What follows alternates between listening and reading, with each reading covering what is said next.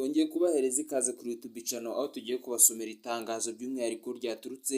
mu biro bya Perezida Paul Kagame. By'umwihariko iri tangazo rirareba urubyiruko rwose, kandi ikindi cyongeyeho iri tangazo Perezida Paul Kagame yari yaritanze mu gihe yari ari kuburira urubyiruko rw'igihugu cy'u Rwanda, by'umwihariko abasore,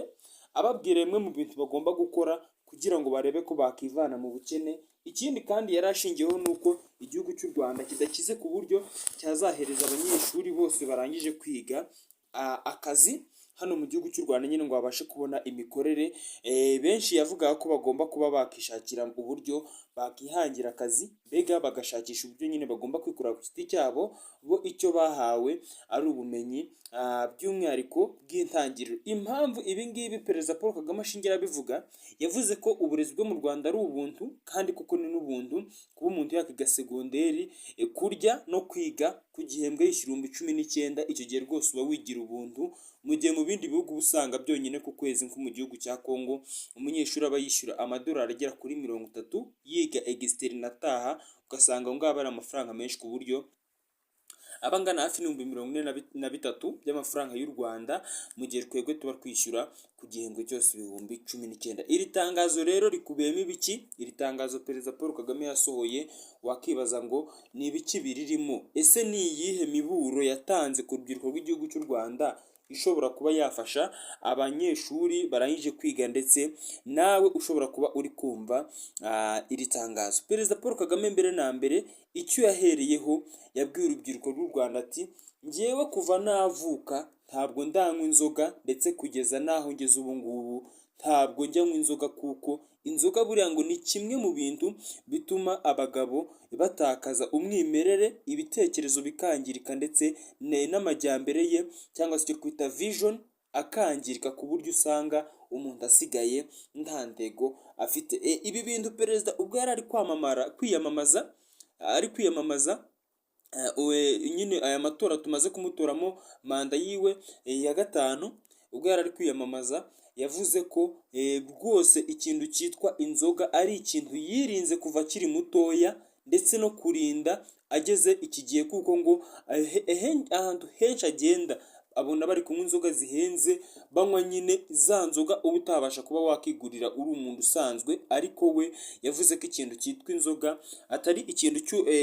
cyakanywewe n'umugabo, kubera ko inzoga buriya zangiza imikorere y'umubiri w'umugabo cyane, ku buryo ngo uba usanga umugabo yatangiye guta balance mu mitekerereze, bikagenda byanga imikorere yo noneho ikagenda igasubira inyuma y'umubiri we, ku buryo uba usanga iyo wanagutekereza ikindi kintu cyamuteza imbere aba ari ikibazo, ahubwo ibyo aba asigaye yitekerereza ari isaha ari buze kujya kunywera inzoga, aba ari buze guhurira nabo mu kabari, ndetse n'ibyo ari buze gukorerayo. Rimwe na rimwe ugasanga ngo ibi ngibi binadindiza iterambere ry'igihugu. Ikintu cya mbere perezida yasabye urubyiruko, by'umwihariko abasore ndetse n'inkumi, ni ukwirinda kunywa ikintu cyitwa inzoga, kubera ko inzoga buriya ni kimwe mu bintu bibaho bibi byangiza ndetse bikanatakaza igihe cy'umuntu, aho kugira ngo abe ashaka icyo gukora, ahubwo ugasanga umuntu yabaye kazizi, ahora avuga ngo uyu munsi ndanywera he, ndasangira ndabande, ese ni bande bakoze uyu munsi bari buze kutugura ngo tujye kuvumba. Ugasanga ibintu ni ibyo ngibyo yihoreramo, aho kugira ngo abe yareba ikintu kizima cyamuteza imbere, agahora avuga ngo inzoga nzazibona ryari, nzanywa ryari, bizagenda gute kugira ngo nywe. Rero inama yagiraga urubyiruko akaba yaravugaga ko ikintu cya mbere bagomba gukora ari ukuba bagomba kwirinda kunywa inzoga. Ikindi kintu yavuze, yagiraga abakobwa inama. Perezida Paul Kagame yavuze ko kimwe mu bintu niba uri umukobwa ugomba kwirinda ikintu cyitwa ubusambanyi mu gihe urangije kwiga. Yaravuze ati yego nibyo igihugu cyacu nta mafaranga menshi gifite nk'ibihugu by'i Burayi, nubwo busanga n'ubundi nubwo ubusambanyi babukora bakabucuruza bakabona amafaranga menshi, ariko niba urangije kwiga hano mu gihugu cy'u Rwanda ukavuga ngo nta kazi mbonye, turuka mu muryango ukennye, umwanzuro wa nyuma ngomba gufata no kwishora mu busambanyi, ngo umenye ko ubuzima bwaho ngaho ari wowe ubwirangirije. Ibyo uba warize, aho uba uzagera, ibyo uba uzakenera byose uba ubaye nk'ubigize imfabusa, kuko nta kintu na kimwe kindi uba ugitegereje kuba wazaba cyo mu gihe wumva ko urangije kwiga nta kazi urabona,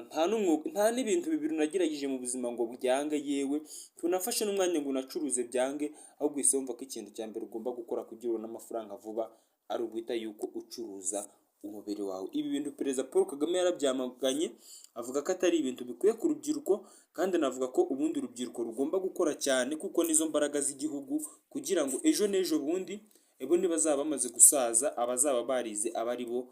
bazasigarana igihugu. Reka ngushimire, njye twabanye ndi Isa uri ku Rwanda Rumwe TV.